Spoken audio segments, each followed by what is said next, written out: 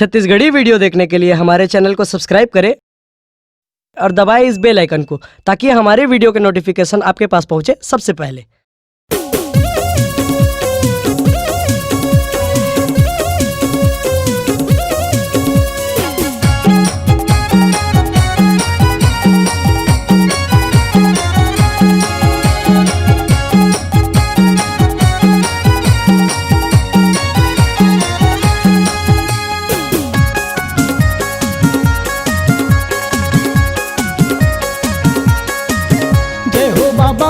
बाबा मोरे जय हो गुरु, जय हो बाबा ए बाबा मोरे जय हो गुरु, जय हो बाबा ए बाबा मोरे जय हो गुरु, जय हो बाबा ए बाबा मोरे जय हो गुरु, जय हो बाबा गुरु घासीदास तोर चरण के धुर्रास, मोला मिले जाती मैं हो जाते दीवाना, मोला मिले जाती मैं हो जाते दीवाना। तोर नाम के गा सतनाम के ना, जत खाम के ना सत ज्ञान के ना।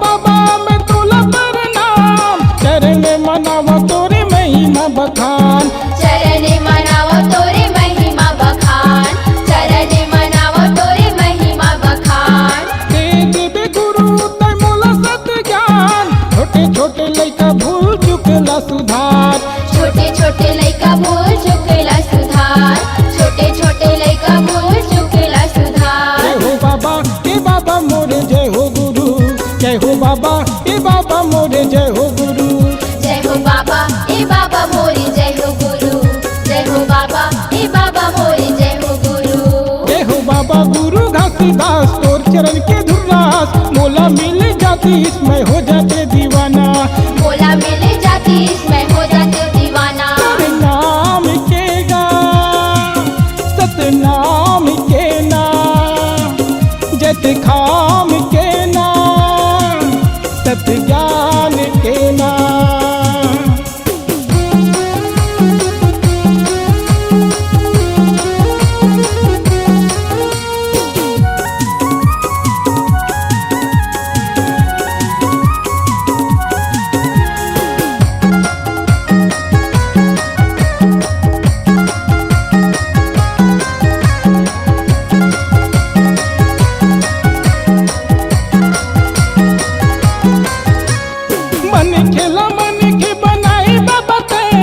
समता समाज में जगाए बाबा तय, समता समाज में जगाए बाबा तय, समता समाज में जगाए बाबा तय। भटकत हंस लगार बताए तय, आत्मज्ञान के दर्श कराए तय, आत्मज्ञान के दर्श कराए तय, आत्मज्ञान के दर्श कराए तय। जय हो बाबा ए बाबा मोरे जय हो गुरु, जय हो बाबा ए बाबा मोरे जय हो गुरु, जय हो बाबा ए बाबा मोरे जय हो गुरु, जय हो बाबा ए बाबा मोरे जय हो गुरु, जय हो बाबा गुरु घासीदास तोर चरण के धुर्रास, मोला मिल जाती मैं हो जाते दीवाना, मोला मिल जाती मैं हो जाते दीवाना। तोरे नाम के गा सतनाम के ना, जत खाम के ना सत ज्ञान के ना। तोरे नाम के गा सतनाम के ना, जत खाम के ना सतनाम के ना। तोरे नाम के ना सतनाम के ना, जत खाम के ना सत ज्ञान के ना।